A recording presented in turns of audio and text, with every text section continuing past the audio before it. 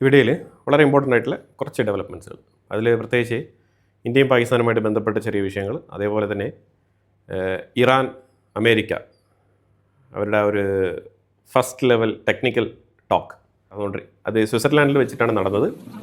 അപ്പോൾ അതിൽ ഇറാൻ്റെ കാഴ്ചപ്പാടുകൾ അതുപോലെ തന്നെ അവർ ചെയ്യാമെന്ന് പറഞ്ഞ കാര്യങ്ങൾ പക്ഷേ അതേസമയം അവർ ചെയ്യാൻ പറ്റില്ല എന്ന് പറഞ്ഞിട്ട് കുറച്ച് കാര്യങ്ങളും കൂടി പറഞ്ഞിട്ടുണ്ട്. അപ്പോൾ അതെല്ലാം തന്നെ മൊത്തത്തിൽ ഈ വീഡിയോ നമുക്ക് നോക്കാം. ഇന്നലെ വൈകുന്നേരം ഞങ്ങൾ സ്ട്രേറ്റ് ഓഫ് ഹോർമസ് അടയ്ക്കുമെന്ന് ഇറാൻ പ്രഖ്യാപിച്ച ഉടനെ തന്നെ അമേരിക്ക പെട്ടെന്ന് തന്നെ അത് സ്വിറ്റ്സർലാൻഡിൽ ഒരു മീറ്റിങ്ങിന് വേണ്ട എന്ന് തീരുമാനിച്ചിരുന്നതാണ്. അപ്പോഴത്തേക്ക് പെട്ടെന്ന് തട്ടിക്കൂട്ടി പാകിസ്ഥാൻ്റെ പ്രതിനിധികളും ഖത്തർ അതേപോലെ തന്നെ ഖത്തർ ഓൾറെഡി തന്നെ അവിടെ 2 ദിവസമായിട്ട് കാത്തുകെട്ടി കിടക്കുമായിരുന്നു സ്വിറ്റ്സർലാൻഡിൽ. അതിൽ പെട്ടെന്ന് തന്നെ JD വാൻസ് അവിടെ എത്തി. അവിടെ ജെറദ് കുഷ്ണറും സ്റ്റീവ് വിറ്റ്കോഫും സ്വിറ്റ്സർലാൻഡിൽ തന്നെ ഉണ്ടായിരുന്നു. JD വാൻസാണ് എമർജൻസി ആയിട്ട് അവിടെ എത്തിയത്. അപ്പോൾ അതുപോലെ ഇറാൻ്റെ റെപ്രസെൻറ്റേറ്റീവ്സ് എല്ലാം എത്തിയിട്ടുണ്ടായിരുന്നു. അവിടെ ഗാലിബാഫ് അതേപോലെ തന്നെ അബ്ബാസ് അരക്ചി ഇവരൊക്കെ എത്തിയിട്ടുണ്ടായിരുന്നു. ഇപ്പോൾ ടെക്നിക്കൽ ചർച്ച എന്ന് പറഞ്ഞാൽ പ്രധാനമായിട്ട് അമേരിക്ക ഉദ്ദേശിച്ചത് ന്യൂക്ലിയർ എൻറിച്ച്മെൻറ്റുമായിട്ട് ബന്ധപ്പെട്ട വിഷയവും എൻറിച്ച്ഡ് യുറേനിയം കൈമാറുന്ന വിഷയം അല്ലെങ്കിൽ അതിനെ ഡൈലൂട്ട് ചെയ്യുന്നത് അല്ലെങ്കിൽ അതിനെ ന്യൂട്രലൈസ് ചെയ്യുന്നതുമായിട്ട് ബന്ധപ്പെട്ട വിഷയമാണ് മെയിനായിട്ട് അമേരിക്ക ചർച്ച ചെയ്യാൻ അവിടെ എത്തിയത്. അതിനെയാണ് ടെക്നിക്കൽ ടീം വന്നതും. അതുകൊണ്ടാണ് IAEAയുടെ ചീഫായിട്ടുള്ള റഫേൽ ഗ്രോസിയെ വിളിച്ചുകൊണ്ട് പോയതില്ല. ഇറാൻ ഇത് സംസാരിക്കാൻ കൂട്ടാക്കിയില്ല എന്നാണ് കേൾക്കുന്നത്. അതിലുപരിയായിട്ട് സ്ട്രേറ്റ് ഓഫ് ഹോർമസിൽ ഈ 60 ദിവസം കഴിഞ്ഞാൽ ടോൾ പിരിക്കാനുള്ള പെർമിഷൻ ഞങ്ങൾക്ക് വേണം എന്നുള്ള പിടിവാശിയിലാണ് ഇറാൻ. അടുത്ത വിഷയം എന്ന് പറഞ്ഞാൽ അവരുടെ ഫ്രോസൺ അസറ്റുകൾ എപ്പോൾ റിലീസ് ചെയ്യും? ഇതാണ് പ്രധാനപ്പെട്ട ചോദ്യം. കാരണം ഒന്നാമതേ നിങ്ങൾ ഈ ഒപ്പുവെച്ചിരിക്കുന്ന ഡീൽ ഫ്രജൈൽ ഡീലാണ്. ഞങ്ങൾക്ക് ഇതിൽ വലിയ വിശ്വാസമില്ല. അപ്പോൾ ഞങ്ങൾ ഇതുമായിട്ട് മുന്നോട്ട് പോകണം എന്നുണ്ടെങ്കിൽ ഞങ്ങൾക്കും IRGCക്കുള്ളിൽ ഒരു വെൽക്കം കിട്ടണം എന്നുണ്ടെങ്കിൽ നിങ്ങളുടെ സൈഡിൽ എന്തെങ്കിലുമൊക്കെ ഒരു ഫ്ലെക്സിബിലിറ്റി ഉണ്ടാവണം. അപ്പോൾ അങ്ങനെ ഫ്രോസൺ അസറ്റുമായിട്ട് ബന്ധപ്പെട്ട വിഷയത്തിൽ പോലും ഒരു തീരുമാനമായിട്ടില്ല. പക്ഷേ ഇത് ആവർത്തിച്ച് ഇറാൻ അവിടെ ആവശ്യപ്പെടുന്നുണ്ട്. ഈ ഡീൽ സൈൻ ചെയ്ത സ്ഥിതിക്ക് പ്രാഥമികമായിട്ട് എന്തെങ്കിലുമൊക്കെ ഇറാനൊരു അഡ്വാൻറ്റേജ് കിട്ടാം. ആ അഡ്വാൻറ്റേജ് എന്താണെന്നുള്ളതാണ് അവർ ചോദിക്കുന്നത്. അത് അമേരിക്ക ഇതുവരെ അതുമായിട്ട് ബന്ധപ്പെട്ട് ഒരു തീരുമാനം എടുക്കാൻ പറ്റാത്ത സാഹചര്യത്തിൽ നിൽക്കുകയാണ്. കാരണം ഓൾറെഡി തന്നെ 92% ഇസ്രായേലിൻ്റെ ഉള്ളിൽ ഇസ്രായേലികൾ വിശ്വസിക്കുന്നത് ഇറാൻ ഈ യുദ്ധത്തിൽ വിജയിച്ചു എന്നുള്ളതാണ് ഇസ്രായേലിൻ്റെ ഉള്ളിലുള്ള കാഴ്ചപ്പാട്. ഇത് ഞാൻ ജസ്റ്റ് വെറുതെ പറയുന്നതല്ല. ടൈംസ് ഓഫ് ഇസ്രായേൽ അവരുടെ പോൾ നടത്തി ആ സർവേ റിസൾട്ട് അവർ പബ്ലിഷ് ചെയ്തിരിക്കുകയാണ്. 92% Israelis are thinking Iran വിജയിച്ചിട്ടുണ്ട്, America തോറ്റു എന്നാണ് അവർ വിചാരിക്കുന്നത്. പിന്നെ ഇസ്രായേലുമായിട്ടല്ല ഡീൽ ഉണ്ടായിരുന്നത്. അപ്പം അത്തരത്തിലാണ് ഇസ്രായേലിൻ്റെ ഉള്ളിലുള്ള കാഴ്ചപ്പാട്. ഇസ്രായേലിൻ്റെ ഉള്ളിൽ അമേരിക്കയ്ക്കെതിരെ പ്രത്യേകിച്ച് ട്രംപിനെതിരെയുള്ള നിലപാട് വളരെ വ്യക്തമാണ്. അതാണ് ഈ സർവേയിൽ നിന്നും നമുക്ക് മനസ്സിലാക്കാൻ പറ്റുന്നത്. ഇറാന് വേറെ ലെവറേജ് ഒന്നുമില്ല. ആകെ കൂടി ഉള്ളത് ഈ സ്ട്രേറ്റ് ഓഫ് ഹോർമസ് ആണ്. അത് അടച്ചു കഴിഞ്ഞാൽ അമേരിക്കയും ബ്ലോക്കേഡ് ഉണ്ടായി കഴിഞ്ഞാൽ വീണ്ടും ഇറാൻ എണ്ണ കച്ചവടം നടത്താൻ പറ്റത്തില്ല. അപ്പോൾ അതുകൊണ്ട് ഇറാൻ ഈ സ്ട്രേറ്റ് ഓഫ് ഹോർമസ് എന്ന് പറയുന്നത് അത് അവരുടെ ഒരു വീക്ക്നെസ്സുമാണ്, അവരുടെ ഒരു ലെവറേജുമാണ്. പക്ഷേ ഇപ്പോഴത്തെ ഒരു സാഹചര്യത്തിൽ അവർക്കത് പൂർണ്ണമായിട്ടും അടച്ചു പൂട്ടാൻ പറ്റാത്ത സാഹചര്യമാണ്. കാരണം അവർക്കും എണ്ണ വിൽക്കാൻ പറ്റത്തില്ല. അപ്പോൾ അതിന് വേണ്ടിയിട്ടാണ് ഒരു അഡ്വാൻറ്റേജ് ആയിട്ട് ലെബനനെ കൂട്ടുപിടിച്ചിരിക്കുന്നത്. ലെബനനെയും ഒരു ലെവറേജ് ആയിട്ടാണ് ഇറാൻ കണക്കാക്കുന്നത്. ലെബനാനാണ് ആകെയുള്ള ഒരു ഡിറ്ററൻസ് ഇറാന്. ലെബനാൻ വിഷയത്തിലാണ് ഇറാൻ പിടിച്ചു നിൽക്കുന്നത്. പക്ഷേ ഇസ്രായേലാണെന്നുണ്ടെങ്കിൽ അതിൽ വിട്ടുവീഴ്ചയ്ക്ക് തയ്യാറുമില്ല. കാരണം ഇസ്രായേലിന് അറിയാം ലെബനാനെ എന്തുകൊണ്ടാണ് ഇറാൻ ഇങ്ങനെ വിടാതെ പിന്തുടരുന്നത്, എന്തുകൊണ്ടാണ് ലെബനാൻ വിഷയത്തിൽ ഇത്രയും കെയർ കാണിക്കുന്നത് എന്നുള്ളത് അവർക്ക് നന്നായിട്ടറിയാം.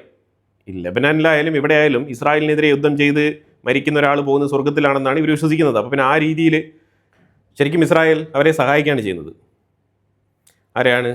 ഈ IRGCയുടെ കീഴിൽ പ്രവർത്തിക്കുന്ന ഹെസ്ബുള്ള പ്രോക്സികളെ സഹായിക്കുകയാണ് ചെയ്യുന്നത്. Israel is actually helping Hezbollah to reach paradise. ആ ഫണ്ടമെൻ്റലിസം പറയുന്നത് അങ്ങനെയാണ്. അപ്പോൾ അങ്ങനെ നോക്കുമ്പോഴത്തേക്കും ഇസ്രായേലിനെതിരെ അവർ നിലപാടെടുക്കേണ്ട ആവശ്യമില്ല.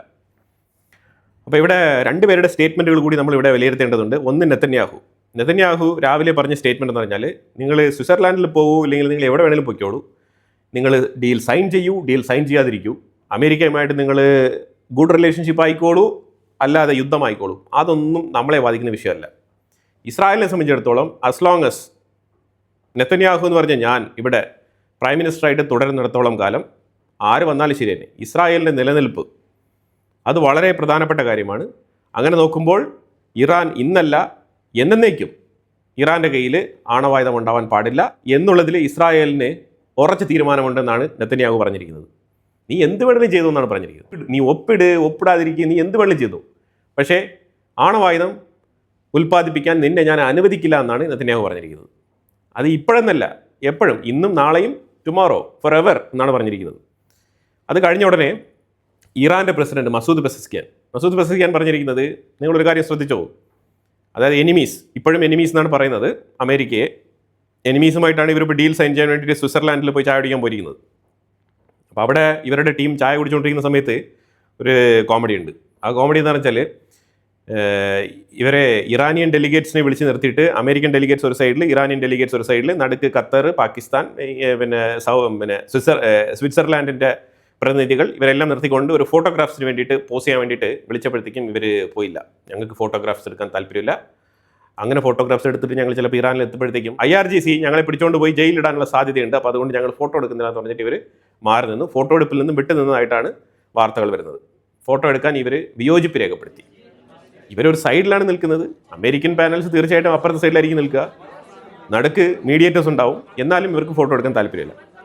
ലോകമെമ്പാട് അറിയാവുന്ന കാര്യമാണ് സ്വിറ്റ്സർലാൻഡിൽ വെച്ചിട്ട് ഇറാനും അമേരിക്കയും തമ്മിൽ ചർച്ച നടക്കുന്നുള്ളത്.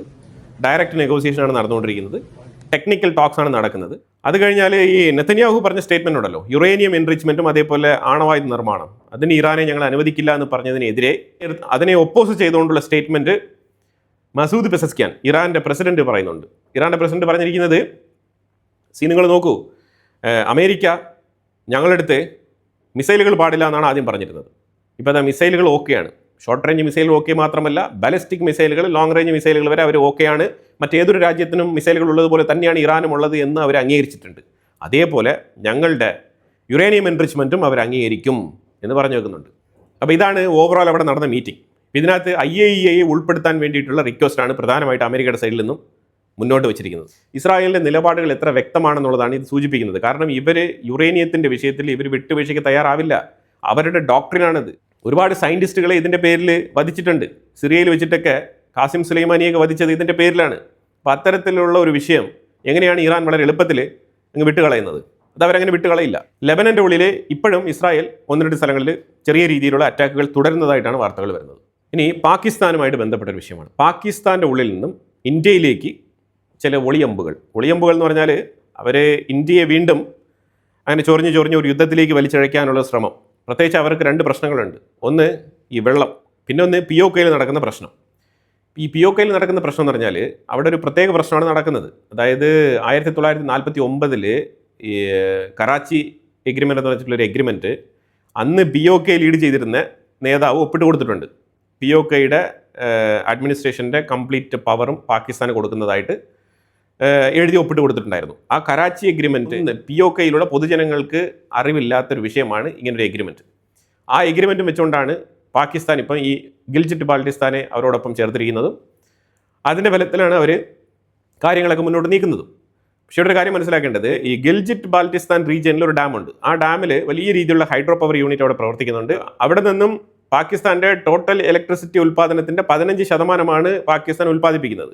പക്ഷേ അതിൻ്റെ ഉൽപ്പാദന ചെലവെന്ന് പറഞ്ഞാൽ ഏതാണ്ട് 2 രൂപ 50 പൈസയാണ് യൂണിറ്റിന് ചിലവ് വരുന്നത്.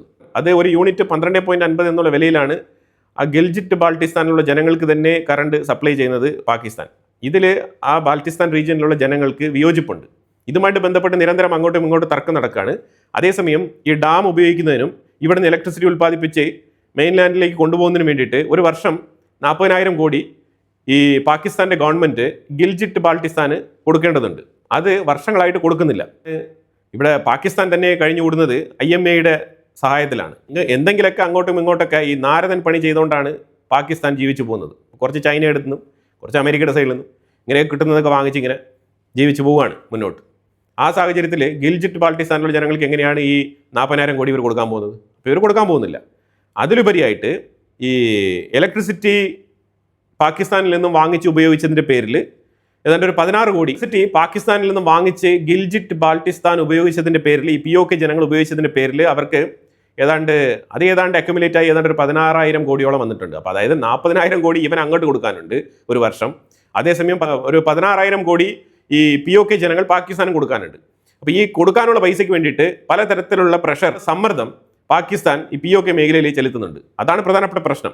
ഈ പ്രശ്നത്തിനെ ചോദ്യം ചെയ്തുകൊണ്ടാണ് ഞങ്ങൾക്ക് തരാനുള്ള പൈസ നീ ആദ്യം തരൂ, എന്നിട്ട് നീ ഇവിടെ നിന്ന് ഇലക്ട്രിസിറ്റി കൊണ്ടുപോയാൽ മതി എന്നുള്ള നിലപാടാണ് ഈ POJAAC എന്ന് പറഞ്ഞ ആ ഒരു സംഘടന ഇതുമായിട്ട് ബന്ധപ്പെട്ട് ചോദ്യം ഉയർത്തിയതും തെരുവിലിറങ്ങിയതും. അങ്ങനെയാണ് ഈ പ്രശ്നം തുടങ്ങുന്നത് കേട്ടോ. ഇതാണ് ഇപ്പോൾ നിലവിലെ POJKയിൽ നടന്നുകൊണ്ടിരിക്കുന്ന പ്രശ്നത്തിൻ്റെ കാതലായിട്ടുള്ള വിഷയം. അതാണ് ഞാനിവിടെ പറഞ്ഞു വെച്ചത്. അപ്പോൾ ഇത് അവർ തന്നെ അഡ്രസ്സ് ചെയ്യേണ്ട വിഷയമാണ്. ഇതിനെയാണ് അവന്മാർ വഴിതിരിച്ച് വിട്ടിട്ട് ഇന്ത്യയുടെ സ്പോൺസറിങ് പരിപാടിയാണ് അവിടെ നടക്കുന്നത്. ഇന്ത്യയാണ് POJKയിൽ ഈ കലാപം ഉണ്ടാക്കാൻ സഹായിക്കുന്നത്, അവരുടെ മുദ്രാവാക്യങ്ങൾ കണ്ടു. അത് ഇന്ത്യയുടെ ലാംഗ്വേജ് ആണ്, അത് പാകിസ്ഥാൻ്റെ ലാംഗ്വേജ് അല്ല എന്നുള്ള തരത്തിൽ പാകിസ്ഥാൻ്റെ ഡിഫൻസ് മിനിസ്റ്റർ ഖവാജ ആസിഫ് ഇരുന്ന് പറഞ്ഞുകൊണ്ടിരിക്കുന്നത്. ഖവാജ ആസിഫ് ഒന്നും കൂടെ പറയുന്നുണ്ട്, ഈ ഇൻഡസ് വാട്ടർ ട്രീറ്റി, ഈ വെള്ളത്തിൻ്റെ പേരിൽ ഇന്ത്യയുമായിട്ട് യുദ്ധം ചെയ്യേണ്ടി വരും എന്നുള്ള ഒരു ഓപ്പൺ സ്റ്റേറ്റ്മെൻറ്റാണ് ഖവാജ ആസിഫ് പ്രഖ്യാപിച്ചിരിക്കുന്നത്. ഇന്ത്യ അതിന് മറുപടിയൊന്നും കൊടുത്തിട്ടില്ല. തീർച്ചയായിട്ടും ഇന്ത്യ ഇവിടെ ബ്രിക്സ് മീറ്റിംഗുമായിട്ട് ബിസിയാണ്. ഈ ബ്രിക്സ് രാജ്യങ്ങളുടെ എല്ലാം നാഷണൽ സെക്യൂരിറ്റി അഡ്വൈസേഴ്സ് ഡൽഹിയിൽ ഒത്തുകൂടിയിട്ടുണ്ട്. അജിത് ഡോവലിൻ്റെ നേതൃത്വത്തിൽ മീറ്റിംഗ് നടക്കുന്നുണ്ട് ഇവിടെ. 22-23 തീയതി വരെ മീറ്റിംഗ് നടക്കും എന്നാണ് പറയുന്നത്. അപ്പോൾ അങ്ങനെ മീറ്റിംഗ് നടന്നുകൊണ്ടിരിക്കുകയാണ്. അപ്പോൾ ഇന്ത്യ കുറച്ച് ബിസിയാണ്.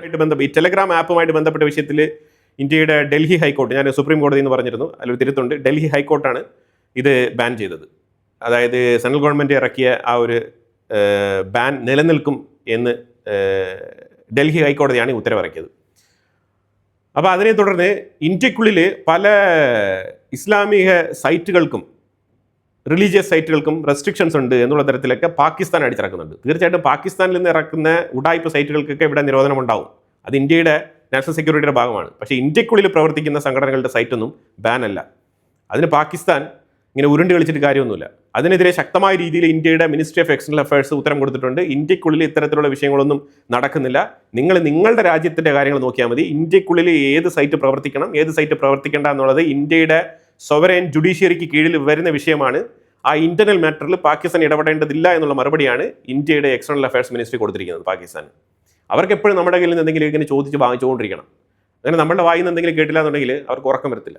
ഇന്നലെ കണ്ടിട്ടില്ലേ ഖവാജ ആസിഫ്, മോദി അപ്രീഷിയേറ്റ് ചെയ്തില്ല എന്ന് പറഞ്ഞുകൊണ്ടുള്ള സങ്കടമാണ്. സമാധാന ചർച്ച, നമ്മൾ ഇറാനും അമേരിക്കയും തമ്മിലുള്ള സമാധാന ചർച്ച നടപ്പിലാക്കിയതിന് പാകിസ്ഥാന്റെ പ്രൈം മിനിസ്റ്ററിനെ മോദി അഭിനന്ദിച്ചില്ല എന്ന് പറഞ്ഞുകൊണ്ടുള്ള പ്രസ്താവന പാകിസ്ഥാന്റെ പാർലമെന്റിലിരുന്ന് പറയുകയാണ് പാകിസ്ഥാന്റെ ഡിഫൻസ് മിനിസ്റ്റർ. അത്രയ്ക്കേ ഉള്ളൂ യുവമാരുടെ ഒരു നോളജ്, ഇവരുടെ ആ ഒരു മൈൻഡ് സെറ്റ്. അപ്പം അങ്ങനെ ഇതിനകത്ത് ഒരു പോസിറ്റീവ് കാര്യമായിട്ട് ഞാൻ കാണുന്നത് JD Vance ഒരു സ്പീച്ച് കൊടുത്തിട്ടുണ്ടായിരുന്നു ഈ ചർച്ച കഴിഞ്ഞിട്ട്. This is a historic meeting. Never before outside of Islamabad and here, so outside the last few months, never before has the Iranian and American leadership met at such a high level. What the president has asked us to do is turn over a new leaf, to transform our relationship with the people of Iran and to extend an outstretched hand that says to the people of Iran that if your leadership is willing to give up being a driver of regional instability, if they are willing to give up nuclear weapons ambitions for the long term, then the United States is willing to fundamentally transform our relationship with that country. That is certainly our goal. We've already made great progress over just the last few hours, and I expect that we'll make additional progress in the hours to come. Thank you all. പിന്നെ വളരെ പെട്ടെന്ന് തന്നെ ചർച്ച തീർന്നു. പ്രധാനമായിട്ട് രണ്ടു കൂട്ടരും ഒരേ റൂമിൽ, ഒരു സൈഡിലുള്ള മേശയിൽ ഇവരും മറ്റൊരു സൈഡിലുള്ള മേശയിൽ അമേരിക്കൻ ടീംസ്, അങ്ങനെ രണ്ടുപേരും ഒരേ മുറിയിൽ തന്നെയാണ് ഇന്ന് സംസാരിച്ചത്. ഓൾമോസ്റ്റ് ഡയറക്റ്റ് ടോക്ക് എന്ന് വേണമെങ്കിൽ പറയാം. കാരണം അവർ സംസാരിക്കുന്നതും കമ്മ്യൂണിക്കേറ്റ് ചെയ്യുന്നതും ഇവർക്ക് കേൾക്കാം, ഇവർക്ക് അതിനനുസരിച്ചുള്ള റെസ്പോൺസ് കൊടുക്കാം. അപ്പോൾ അങ്ങനെ ഒരു 45 to 1 hour, വിതിൻ 1 hour തന്നെ മീറ്റിംഗ് വൈൻഡപ്പ് ചെയ്തു. മീറ്റിങ്ങിൽ വലിയ രീതിയിലുള്ള പുരോഗതിയൊന്നും ഉണ്ടായിട്ടില്ല. സ്ട്രേറ്റ് ഓഫ് ഹോർമൂസിൽ ഇറാൻ കൺട്രോൾഡ് മാനറിലുള്ള കപ്പലുകളെയാണ് കടത്തി വിട്ടുകൊണ്ടിരിക്കുന്നത്. ഇന്ത്യയുടെ 6 കപ്പലുകൾ ഇതുവരെ കടന്നു വന്നിട്ടുണ്ട്. അതുപോലെ നിരവധി രാജ്യങ്ങളുടെ കപ്പലുകൾ ഇപ്പോൾ കടന്നു പോയിക്കൊണ്ടിരിക്കുകയാണ്. സൗദി അറേബ്യയുടെ കപ്പൽ പാസ് ചെയ്ത് പോയിട്ടുണ്ട്. അപ്പം അങ്ങനെ ഇറാൻ മെഷേർഡ് ലെവലിലാണ് കടത്തി വിട്ടുകൊണ്ടിരിക്കുന്നത്. പക്ഷേ സ്ട്രേറ്റ് ഓഫ് ഹോർമൂസ് ഓപ്പൺ ആണ്, അത് പറയത്തക്ക രീതിയിൽ അത് തടസ്സപ്പെട്ടിരിക്കുകയല്ല. അവിടെ ട്രാൻസ്പോർട്ടേഷൻ നടക്കുന്നുണ്ട്. മൺഡേ മുതൽ, അതായത് ഇന്ന് മുതൽ വളരെ എഫക്റ്റീവായിട്ട് ട്രാൻസ്പോർട്ടേഷൻ നടക്കും എന്നാണ് പറഞ്ഞിരിക്കുന്നത്. അമേരിക്ക കർശനമായിട്ട് പറഞ്ഞിട്ടുണ്ട് അവിടെ ടോൾ പിരിക്കാൻ പാടില്ല, അത് ഇപ്പോഴല്ല എപ്പോഴും പിരിക്കാൻ പാടില്ല എന്നാണ് പറഞ്ഞിരിക്കുന്നത്. പക്ഷേ ഇതേ സമയം ഇവിടെ ചർച്ച നടന്നുകൊണ്ടിരിക്കുന്ന ടൈമിൽ തന്നെയാണ് പാരലലി ഈ ഇസ്രായേൽ പ്രൈം മിനിസ്റ്റർ ബെഞ്ചമിൻ നെതന്യാഹുവിന്റെ സ്റ്റേറ്റ്മെൻറ്റ്, അതേപോലെ തന്നെ ഇറാൻ പ്രസിഡന്റ് മസൂദ് പെസസ്കിയാൻ്റെ സ്റ്റേറ്റ്മെൻറ്റ്, അതിനെ തുടർന്ന് ട്രംപും തിരിച്ച് സ്റ്റേറ്റ്മെൻറ്റ് പറഞ്ഞിട്ടുണ്ടായിരുന്നു. അപ്പോഴൊക്കെ സ്വിറ്റ്സർലാൻഡിൽ ഈ ചർച്ച നടന്നുകൊണ്ടിരിക്കുകയാണ്. ആ സാഹചര്യത്തിൽ ട്രംപും തിരിച്ച് പറഞ്ഞിട്ടുണ്ട്. അത് മസൂദ് പെസസ്കിയാൻ വായടച്ച് മിണ്ടാതിരിക്കുന്നതാണ് നല്ലത് എന്നുള്ളൊരു ഉപദേശമാണ് ട്രംപ് ട്വീറ്റ് ചെയ്തത്. അതുപോലെ തന്നെ MOU നിങ്ങൾ സൈൻ ചെയ്തിട്ടുണ്ട്, ആ കാര്യങ്ങൾ കൃത്യമായിട്ട് ഒബേ ചെയ്യണം. അല്ലാന്നുണ്ടെങ്കിൽ പിന്നെ ഇതിന് യാതൊരു അർത്ഥവുമില്ല. പിന്നെ നിങ്ങളുടെ രാജ്യത്തിലുള്ള ജനങ്ങളെ നിങ്ങൾ ബോധ്യപ്പെടുത്താൻ വേണ്ടിയിട്ട് പല രീതിയിലുള്ള സ്റ്റേറ്റ്മെൻറ്റുകളാണ് ഇറാൻ പറയുന്നത്, ഇറാൻ്റെ പ്രസിഡന്റ് മസൂദ് പെസസ്കിയാൻ പറയുന്നത്. അത് IRGC അനുകൂലികൾക്ക് വേണ്ട രീതിയിലുള്ള സ്റ്റേറ്റ്മെൻറ്റുകൾ. പക്ഷേ ഇവിടെ ചർച്ചയിൽ പങ്കെടുക്കുമ്പോൾ സംസാരിക്കുന്ന വിഷയങ്ങൾ ടോട്ടലി വേറെയാണ്. ഇറാൻ ഫേസ് ചെയ്യുന്ന ഒരു പ്രധാനപ്പെട്ട പ്രശ്നം ഇതാണ്. കാരണം അവരവരുടെ രാജ്യത്തിനുള്ളിൽ അമേരിക്ക അവരുടെ ശത്രുവാണ്, ഡെത്ത് ടു അമേരിക്ക എന്നുള്ള രീതിയിലാണ് ആ ജനങ്ങളെ പറഞ്ഞ് പഠിപ്പിച്ച് വെച്ചിരിക്കുന്നത്. അപ്പോൾ അതിന് വിരുദ്ധമായിട്ട് അമേരിക്കയുടെ മുന്നിൽ തന്നെ പോയി ഡീൽ സൈൻ ചെയ്യുന്നത് ഈ IRGC റെജീമിന് ക്ഷീണം ചെയ്യും അമേരിക്കയുടെ ഇറാന്റെ ഉള്ളിൽ. അതാണ് ഇറാനിയൻ പൊളിറ്റീഷ്യൻസ് ഫേസ് ചെയ്യുന്ന പ്രതിസന്ധി. കാരണം IRGCയുടെ നിലപാടാണല്ലോ ഇവരുടേത്. അപ്പോൾ അതുകൊണ്ട് ആ പൊതുസമൂഹത്തിനിടയിൽ ഇവരുടെ മുഖം രക്ഷിക്കാൻ വേണ്ടിയിട്ടുള്ള സ്റ്റേറ്റ്മെൻറ്റുകളാണ് ഇറാൻ പലപ്പോഴും പുറത്തുവിടുന്നത്. അത് ദയനീയമായുള്ള അവസ്ഥയാണ്. കാരണം അവരുടെ സ്റ്റേറ്റ്മെൻറ്റ് പബ്ലിക്കലി പുറത്തു വരുമ്പോഴത്തേക്കും അമേരിക്ക അതിനെതിരെ സ്റ്റേറ്റ്മെൻറ്റ് പറയേണ്ട സാഹചര്യം വരുന്നുണ്ട്. അപ്പോൾ അതുകൊണ്ടാണ് പലപ്പോഴും പുറമെ അമേരിക്കയും ഇറാനും തമ്മിൽ ബാക്ക് ടു ബാക്ക് സ്റ്റേറ്റ്മെൻറ്റിലൂടെ വാക്ക് തർക്കങ്ങൾ ഇടുന്നത് പോലെയുള്ള തോന്നൽ മറ്റുള്ളവർക്ക് സൃഷ്ടിക്കുന്നത്. പക്ഷേ ബാക്ക്ഗ്രൗണ്ടിൽ ഇവരുടെ ചർച്ച വളരെ ശക്തമായി നടക്കുന്നുണ്ട്. IRGCയെ എൻറിച്ച്ഡ് യുറേനിയം സൈറ്റ് വിസിറ്റ് ചെയ്യാനും അതിൻ്റെ എൻറിച്ച്മെൻറ്റ് ഗ്രേഡ് ഉറപ്പുവരുത്താനുള്ള പെർമിഷൻ കൊടുക്കാമെന്ന് പറഞ്ഞിട്ടുണ്ട്. ഇറാൻ സമ്മതിച്ചിട്ടുണ്ട്.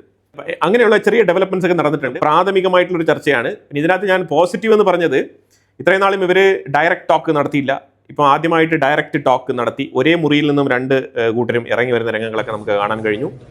അപ്പോൾ അങ്ങനെയുള്ള ചെറിയ അഡ്ജസ്റ്റ്മെന്റും കാര്യങ്ങളൊക്കെ നടന്നിട്ടുണ്ട്. അത് തന്നെ ഒരേ മുറിയിൽ നിന്നും ഒരുമിച്ചിരുന്ന് ചർച്ച നടത്തിയിട്ട് ഇറങ്ങി വരുന്ന രംഗങ്ങൾ കാണാൻ കഴിയുന്നത് തന്നെ ഈ പ്രശ്നത്തിൽ ഒരു അയവ് ഉണ്ടായിട്ടുണ്ട് എന്നുള്ളതിൻ്റെ ഒരു സൂചന തന്നെയാണ്. അങ്ങനെ തന്നെയാണ് ഞാനതിനെ കാണുന്നത്. ആദ്യത്തെ ചർച്ചയാണ്. നമ്മളപ്പോൾ അതിനെക്കുറിച്ച് നെഗറ്റീവായിട്ട് പറയേണ്ട ആവശ്യമൊന്നുമില്ല. പക്ഷേ അമേരിക്ക ഉദ്ദേശിച്ചതുപോലെ നിർദ്ദേശങ്ങൾക്കെല്ലാം ഇറാൻ വഴങ്ങി എന്നുള്ളതല്ല. അതുപോലെ ഇസ്രായേലാണെന്നുണ്ടെങ്കിൽ ഈ ഡീൽ ഇറാനിന് ഗുണമുള്ളതും അമേരിക്കയ്ക്ക് നഷ്ടം വരുത്തുന്നതും, അതായത് ഇസ്രായേലിന് ഗുണമില്ലാത്തൊരു ഡീലാണ് അമേരിക്ക നടത്തുന്നത് എന്നുള്ള നിലപാടാണ് ഇസ്രായേലിനുള്ളത്. ഇസ്രായേലിന് തീർച്ചയായിട്ടും ആ നിലപാടുണ്ടാവാം, അതിൽ തർക്കങ്ങളൊന്നുമില്ല. അപ്പോൾ ഇതാണ് നിലവിലെ സാഹചര്യം. അതേസമയം ട്രംപ് ട്വീറ്റ് ചെയ്തപ്പോൾ ഒരു വിഷയം കൂടി പറഞ്ഞിട്ടുണ്ട്, പ്രോക്സികളെ സപ്പോർട്ട് ചെയ്യുന്നത്. ആ പ്രോക്സി ഫണ്ടിങ് നിങ്ങൾ നിർത്തണം, അല്ലാന്നുണ്ടെങ്കിൽ ഇറാന് മുന്നോട്ട് പോക്ക് അസാധ്യമായിരിക്കും. അതായത് നമ്മളൊരു ഡീൽ സൈൻ ചെയ്താൽ തന്നെ ഇത്തരത്തിൽ പ്രോക്സികളെ പ്രോത്സാഹിപ്പിച്ചു കഴിഞ്ഞാൽ വലിയ ബുദ്ധിമുട്ടാവും എന്നാണ് പറഞ്ഞിരിക്കുന്നത്. ഇസ്രായേൽ ആണെന്നുണ്ടെങ്കിൽ ഇപ്പം ഒരു വീഡിയോ പുറത്തിറക്കിയിട്ടുണ്ട്. ആ വീഡിയോയിൽ ശരിക്കും ഈ അലിയൽ തഹിർ റെഡ്ജ് എന്ന് പറഞ്ഞ ആ സ്ഥലമുണ്ടല്ലോ, ഞാൻ ഇന്നലെ പറഞ്ഞ ആ സ്ഥലത്ത് വലിയൊരു ടണൽ, ഒരു 22 കിലോമീറ്റർ ലെങ്ത് ഉള്ള ഒരു ടണൽ കണ്ടെത്തിയിട്ടുണ്ട്. അതുകൊണ്ടാണ് ഇസ്രായേൽ അവിടെ നിന്നും പിന്മാറാത്തത്. അതിനെ പാർഷ്യലി ഇന്നലെ പൊട്ടിച്ച് കളഞ്ഞിട്ടുണ്ട്, ബാക്കിയും കൂടി പൊട്ടിക്കാനുണ്ട്. അതിനകത്തൊരു 40 ഹിസ്ബുള്ള മെമ്പേഴ്സ് പെട്ടുകിടക്കുകയാണെന്നുള്ള ഒരു അനുമാനം, ഒരു സ്പെക്കുലേഷൻ ഉണ്ട് ഇസ്രായേലിന്. അപ്പോൾ അതുകൊണ്ടാണ് ഇസ്രായേൽ ശക്തമായിട്ട് നിലയുറപ്പിച്ചിരിക്കുന്നത്. അത് പൂർണ്ണമായിട്ടും തകർത്ത് കളയും എന്നാണ് ഇസ്രായേൽ പറഞ്ഞിരിക്കുന്നത്. അതുപോലെ തന്നെ ഇസ്രായേലിന്റെ ഡിഫൻസ് ഫോഴ്സ് പറഞ്ഞിരിക്കുന്നത് ലെബനനിൽ നിന്നും ഞങ്ങൾ പിന്മാറില്ല എന്നാണ് പറഞ്ഞിരിക്കുന്നത്. നെതന്യാഹു പറഞ്ഞിരിക്കുന്നത് as long as ഞാൻ പ്രധാനമന്ത്രിയായിട്ട് തുടരുന്ന കാലയളവിൽ ഇറാനെ ഒരു ആണവ ശക്തിയായി മാറാൻ ഞാൻ അനുവദിക്കില്ല എന്നാണ് പറഞ്ഞിരിക്കുന്നത്. അതായത് ഇതൊക്കെ ഇലക്ഷന് വേണ്ടിയിട്ടുള്ള സ്റ്റേറ്റ്മെന്റും കൂടിയാണ് ചേർത്ത് പറയുന്നത്. നെതന്യാഹുവിനും അറിയാം എങ്ങനെയാണ് ഓപ്പോസിറ്റ് പാർട്ടികളെ നേരിടേണ്ടതെന്നുള്ളത്. അപ്പോൾ ആ രീതിക്ക് തന്നെയാണ് നെതന്യാഹുവും അങ്ങോട്ട് കയറി കളിക്കുന്നത്. ഇന്നലെ ഓപ്പോസിറ്റ് പാർട്ടികൾ ശക്തമായ നിലയിലുള്ള സ്റ്റേറ്റ്മെന്റുകളൊക്കെ പറഞ്ഞിട്ടുണ്ടായിരുന്നു. അതിനെ എതിർത്തുകൊണ്ട്, അതിനെല്ലാം കണ്ടംപ്റ്റ് ചെയ്തുകൊണ്ടുള്ള സ്റ്റേറ്റ്മെന്റുകൾ ഉൾപ്പെടുത്തിക്കൊണ്ടുള്ള പ്രസംഗമാണ് നെതന്യാഹു കാഴ്ചവെച്ചത് ഇന്ന്. ഇനി നമ്മൾ നേരെ ഉക്രൈനും റഷ്യയുമായിട്ട് ബന്ധപ്പെട്ട വിഷയത്തിലേക്ക് വന്നു കഴിഞ്ഞാൽ, ഉക്രൈൻ ക്രൈമിയ എന്ന് പറഞ്ഞ ഏരിയയിൽ ശക്തമായിട്ടുള്ള ആക്രമണം. ക്രൈമിയയ്ക്ക് ഉള്ളിലും അതേപോലെ ഈ അവിടെ ഒരു ബ്രിഡ്ജ് ഉണ്ട്, ക്രഞ്ച് ബ്രിഡ്ജ് എന്ന് പറഞ്ഞിട്ടുള്ള ബ്രിഡ്ജ്. ആ ബ്രിഡ്ജിന്റെ തൊട്ടടുത്ത് ആക്രമണം നടത്തിയിട്ടുണ്ട്, വലിയ രീതിയിലുള്ള ബ്ലാസ്റ്റ്. ക്രൈമിയ മൊത്തത്തിൽ ഐസൊലേറ്റഡ് ആണ്. ശരിക്കും 4 പാലങ്ങളാണ് അങ്ങോട്ട് പോകാനുള്ളത്. ആ 4 പാലങ്ങളും ഡാമേജ് ആക്കിയിരിക്കുകയാണ് ഉക്രൈൻ. റഷ്യ ശരിക്കും ക്രൈമിയയിൽ ഇപ്പം എങ്ങനെ ഇടപെടണം എന്നുള്ള രീതിയിൽ ചിന്തിച്ചുകൊണ്ടിരിക്കുകയാണ്. റഷ്യ നടത്തുന്ന അറ്റാക്ക് എല്ലാം മാസീവായിട്ടുള്ള അറ്റാക്കുകൾ തന്നെയാണ്, അതിൽ യാതൊരു മാറ്റമില്ല. പക്ഷേ റഷ്യക്കുള്ളിൽ ഉണ്ടാകുന്ന നഷ്ടം, ഉക്രൈൻ കൃത്യമായിട്ട് ടാർഗറ്റ് ചെയ്ത് അറ്റാക്ക് നടത്തുന്ന എണ്ണപ്പാടങ്ങളുണ്ടല്ലോ, അതുപോലെ എണ്ണശേഖരങ്ങൾ, അതെല്ലാം തന്നെ റഷ്യക്ക് വൻ നഷ്ടമാണ്. മോസ്കോയിൽ വാഹനങ്ങൾക്ക് അടിക്കുന്ന ഫ്യൂവൽ ഉണ്ടല്ലോ, അതിന് വലിയ ഷോർട്ടേജ് നേരിടുന്നുണ്ട്. അതൊരു യാഥാർത്ഥ്യമാണ്. അത്തരത്തിൽ ഉക്രൈനും തിരിച്ചടിക്കുന്നുണ്ട്. റഷ്യയും ഉക്രൈനും തമ്മിൽ യുദ്ധം ശക്തമായ രീതിയിൽ മുന്നോട്ട് പോവാണ്. അതുപോലെ ഈ 3 രാജ്യങ്ങൾ, ഇപ്പോൾ ഇസ്രായേലിനെ സംബന്ധിച്ചിടത്തോളം ഞങ്ങൾ ശക്തമായ രീതിയിൽ യുദ്ധത്തിൽ ഉറച്ചു നിൽക്കുകയാണ് എന്നുള്ള രീതിയിൽ അവരവരുടെ ഉറച്ച നിലപാടെടുത്തുകൊണ്ട് യുദ്ധത്തിൽ പരാജയമോ ജയമോ അതെല്ലാം തന്നെ അമേരിക്കയും ഇറാനും തമ്മിലാണ്. ഞങ്ങൾക്ക് അതുമായിട്ട് യാതൊരു ബന്ധവുമില്ല. ഞങ്ങളുടെ ശത്രുക്കൾക്കെതിരെയുള്ള നിലപാടിൽ അടിയുറച്ച് നിൽക്കുകയാണ്, ശക്തമായിട്ട് ഞങ്ങൾ പൊരുതുമെന്നാണ് ഇസ്രായേലിന്റെ നിലപാട്. അവരും വിജയകരമായി കാര്യങ്ങൾ മുന്നോട്ട് നീക്കുന്നതായിട്ടാണ് പറയുന്നത്.